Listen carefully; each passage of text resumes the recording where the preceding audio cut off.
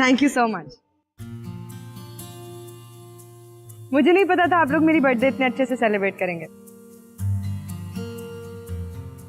मैं तो समझी थी इस बार मेरी बर्थडे गई। लो सुनो भाई, ये सारा क्रेडिट जान को जाता है क्योंकि इन्होंने ही सारी मेहनत की है।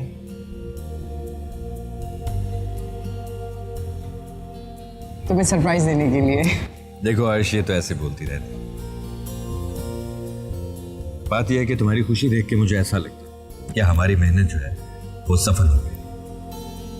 थैंक यू ज़ियान भाई, खुश तो होना ही था। मैं जो भी चाहती थी मुझे मिली। अरे वो मुस्कान नजर नहीं आ रही, केक काटना है, जल्दी बुलाओ। वो सुबह से उठी हुई थी तो मैंने उसे सुला दिया है।